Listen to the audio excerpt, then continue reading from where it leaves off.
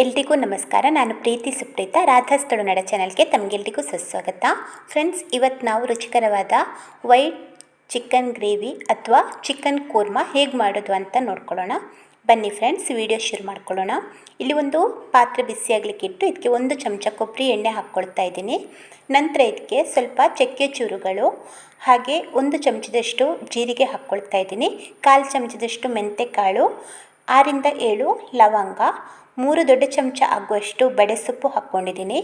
ಹಾಗೆ 2 ದೊಡ್ಡ ಚಮಚ ಆಗುವಷ್ಟು ಕಪ್ಪು ಎಳ್ಳು, 2 ದೊಡ್ಡ ಚಮಚ ಆಗುವಷ್ಟು ಕಾಳು ಮೆಣಸು, ಸ್ವಲ್ಪ ಪುಲಾವ್ ಎಲೆ ಹಾಕ್ಕೊಂಡಿದ್ದೀನಿ, ಒಂದು 3ರಿಂದ 4 ಪುಲಾವ್ ಎಲೆ, ಸ್ವಲ್ಪ ಜಾಯಿಕಾಯಿ ಚೂರುಗಳು, ಹಾಗೆ ಸ್ವಲ್ಪ ಸ್ಟಾರ್ ಐನೈಸು 1ರಿಂದ 2, 13ರಿಂದ 15 ಆಗುವಷ್ಟು ಏಲಕ್ಕಿ, ಸ್ವಲ್ಪ ಕರಿಬೇವಿನ ಎಲೆ, 4 ಚಮಚದಷ್ಟು ಕೊತ್ತಂಬರಿ ಕಾಳು, 7ರಿಂದ 8 ಹೆಸಳು ಜಜ್ಜಿದ ಬೆಳ್ಳುಳ್ಳಿ, 1 ಈರುಳ್ಳಿ, 1 ಇಂಚಿಯಷ್ಟು ಶುಂಠಿ ಎಲ್ಲವನ್ನು ಚಿಕ್ಕದಾಗಿ ಕಟ್ ಮಾಡಿಕೊಂಡು ಹಾಕಿಬಿಟ್ಟು ಚೆನ್ನಾಗಿ ಇದನ್ನ ಹುರ್ಕೊಳ್ಬೇಕು. ನೀವು ಬೇಕಿದ್ದರೆ ಡ್ರೈ ರೋಸ್ಟ್ ಕೂಡ ಮಾಡ್ಕೋಬೋದು.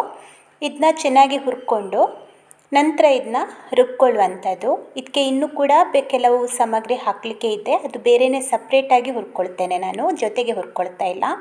ಇಲ್ಲಿ ನಾನು ಕರಿಬೇವಿನ ಎಲೆ ದಂಟು ಸಮೇತ ಹಾಕ್ಕೊಂಡಿದ್ದೀನಿ. ಇದು ರುಬ್ಬುವಾಗ ಚೆನ್ನಾಗಿ ನುಣ್ಣಗೆ ಪೇಸ್ಟ್ ಆಗುತ್ತೆ. ಇವಾಗ ಹುರ್ಕೊಂಡಾಗಿದೆ, ಇದನ್ನ ತಣ್ಣಗಾಗಲಿಕ್ಕೆ ಬಿಡ್ತಾ ಇದ್ದೀನಿ. ಇನ್ನೊಂದು ಪಾತ್ರೆಗೆ ನಾನು 1 ಚಮಚದಷ್ಟು ಕೊಬ್ಬರಿ ಎಣ್ಣೆ, 10ರಿಂದ 12 ಆಗುವಷ್ಟು ಕಾಯಿ ಮೆಣಸು, ಹಾಗೆ 1 ಟೊಮೆಟೊ ಹಾಕ್ತಾ ಇದ್ದೀನಿ. ನಿಮ್ಮ ಖಾರಕ್ಕೆ ಅನುಸಾರವಾಗಿ ಅಥವಾ ನೀವು ಮಾಡೋ ಚಿಕನ್ ಕ್ವಾಂಟಿಟಿ ಮೇಲೆ ನೋಡಿ ಹಾಕ್ಕೊಳ್ಳಿ ಮೆಣಸಿನ ಪ್ರಮಾಣ. 2 ಚಮಚದಷ್ಟು ಅರಿಶಿನ ಪುಡಿ ಹಾಕ್ಕೊಂಡು ಇದನ್ನ ಕೂಡ ಚೆನ್ನಾಗಿ ಹುರ್ಕೊಳ್ಬೇಕು. ಇಲ್ಲಿ ಮಸಾಲೆಯನ್ನು ನಂತರ ಹುರ್ಕೊಳ್ಳಿಕ್ಕಿಲ್ಲ, ಮಸಾಲೆ ರುಬ್ಕೊಂಡ ನಂತರ, ಆದ ಕಾರಣ ಇವಾಗಲೇ ನಾವು ಹುರ್ಕೊಂಡು ರುಬ್ಕೊಳ್ಳುವಂಥದ್ದು. ಈಗ ಇದಕ್ಕೆ ಸ್ವಲ್ಪ ಉಪ್ಪು ಕೂಡ ಹಾಕ್ಕೊಳ್ತಾ ಇದ್ದೀನಿ, ಬೇಗನೆ ಮೆತ್ತಗಾಗಲಿ ಅಂತ ಸ್ವಲ್ಪ ಉಪ್ಪು ಹಾಕ್ಕೊಳ್ತಾ ಇದ್ದೀನಿ. ಮತ್ತು ಇದನ್ನ ಚೆನ್ನಾಗಿ ಹುರ್ಕೊಳ್ತಾ ಇದ್ದೀನಿ. ಇಲ್ಲಿ ನಾವು ಬೇರೆ ಹೆಚ್ಚು ಮಸಾಲೆ ಚಿಕನ್ ಬೇಯಲಿಕ್ಕೆ ಇಡುವಾಗ ಹೆಚ್ಚು ಯಾವುದೇ ಒಂದು ಸಾಮಗ್ರಿ ಹಾಕಲಿಕ್ಕಿಲ್ಲ. 2 ಕಪ್ ಆಗುವಷ್ಟು ಕೊಬ್ಬರಿ ತುರಿ ಇದಕ್ಕೆ ಹಾಕ್ಕೊಳ್ತಾ ಇದ್ದೀನಿ.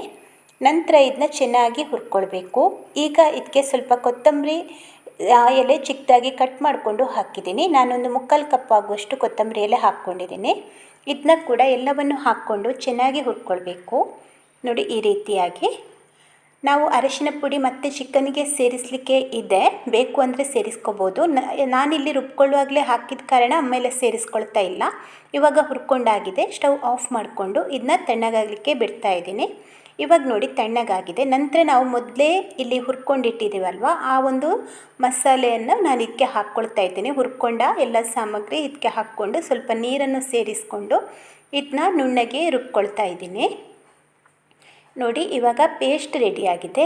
ಈಗ ನಾನು ಒಂದು ಮಣ್ಣಿನ ಪಾತ್ರೆ ಬಿಸಿಯಾಗಲಿಕ್ಕೆ ಇಟ್ಟಿದ್ದೀನಿ. ಇದಕ್ಕೆ 1/4 ಕಪ್ ಆಗುವಷ್ಟು ಕೊಬ್ಬರಿ ಎಣ್ಣೆ ಸೇರಿಸ್ಕೊಂಡಿದ್ದೀನಿ. ನೀವು ಯಾವ ಎಣ್ಣೆ ಬೇಕಾದರೂ ಅಡುಗೆಗೆ ಬಳಸುವ ಎಣ್ಣೆ ಉಪಯೋಗಿಸ್ಬೋದು. 5ರಿಂದ 7 ಮೆಂತೆಕಾಳು ಸಿಡಿಯುವಾಗ 1 ಈರುಳ್ಳಿಯನ್ನು ಕಟ್ ಮಾಡಿಕೊಂಡು ಹಾಕಿದ್ದೀನಿ. ಹಾಗೆ ಸ್ವಲ್ಪ ರುಚಿಗೆ ಉಪ್ಪು, ಅಂದರೆ ಈರುಳ್ಳಿ ಫ್ರೈ ಆಗಲಿಕ್ಕೂ ಕೂಡ ಇದು ಸುಲಭ ಆಗ್ತದೆ.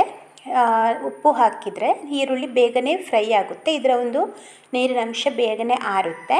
ಇದು ಚೆನ್ನಾಗಿ ಹುರ್ಕೊಳ್ಬೇಕು, ಇದನ್ನ ಚೆನ್ನಾಗಿ ಇದು ರೋಸ್ಟ್ ಆಗಬೇಕು. ನಂತರ ಇದಕ್ಕೆ ಬೇರೆ ಏನೂ ಸಾಮಗ್ರಿ ನಾವು ಹಾಕಲಿಕ್ಕೆ ಇಲ್ಲ, ಎಲ್ಲ ನಾವು ರುಬ್ಕೊಂಡು ಇಟ್ಟಿದ್ದೀವಿ.